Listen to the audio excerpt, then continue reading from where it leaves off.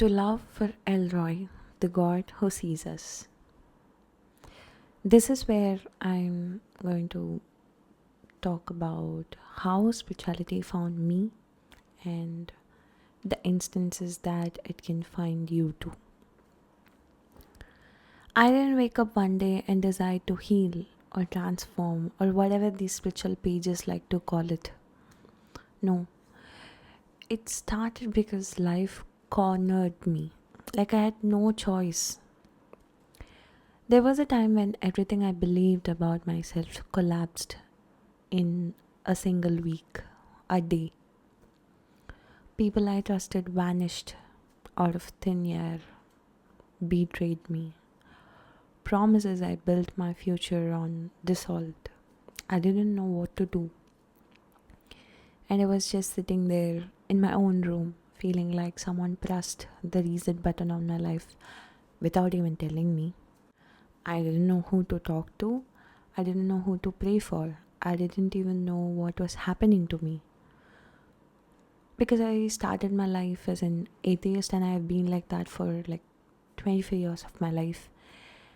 And I didn't know who is the right person that can give me the answers. So I had no choice but to sit with myself. Not because I was peaceful. I was crying all day, every single moment. I grieved the losses that I faced, and in that silence, the strangest things started happening, and I started noticing the life around me. I began questioning everything, not in a philosophical way. No, like a child who suddenly got lost in a mall. Why is this happening to me? What am I supposed to learn from this? Why did I meet these people? What is wrong with my life? What is wrong with me? Why did this happen to me? Every night I would ask any of those questions to myself, and somehow the next day the answer would find me. Once I walked into a library randomly. I had this habit of reading books and going to cafes often. So I was doing that. Some days I didn't even plan to go, but it hits. It was like, I need to go there. I need to have some time with myself. And I just wandered in because my mind was heavy and I needed a place where nobody expected me to talk. I sat down, opened a random shelf, pulled out the random book just for distraction, and the exact line on the page said, "You keep searching for people to save you, but you are meant to save yourself." I was having a beautiful cup of coffee, and I remember staring at that sentence like it slapped me. Like it was the answer to the question that I asked to myself the previous night. Why does no one come when I need them?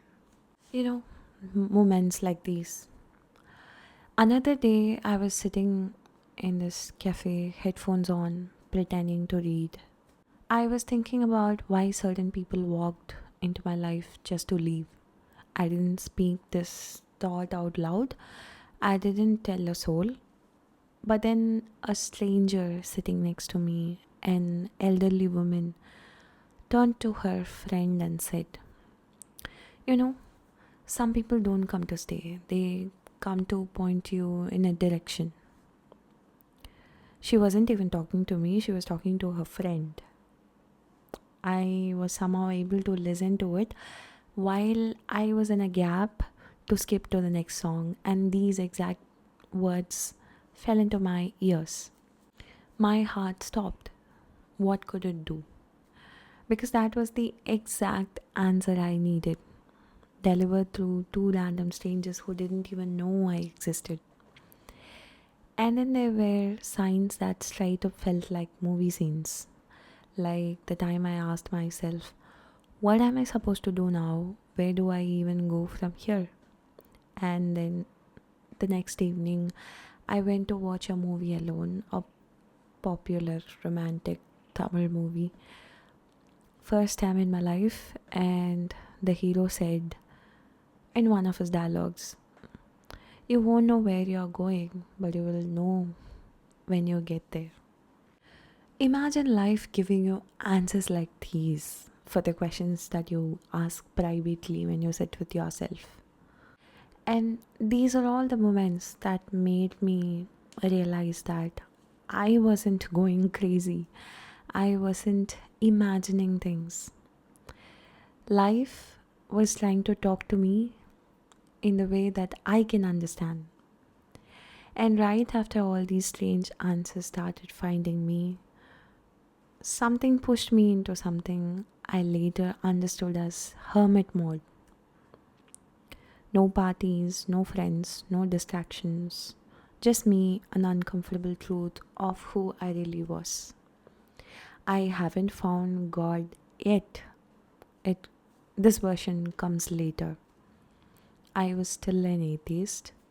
This hermit mode that I'm talking about is like a cocoon stage where a caterpillar stays inside its cocoon.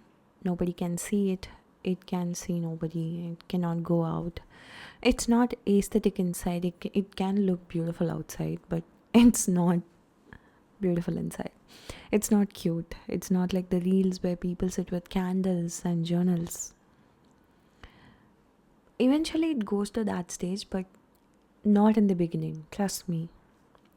My version is like crying on the floor, talking to myself, staring at the ceiling like it was going to respond, walking aimlessly at night because my mind was too loud, replaying memories I never wanted to face.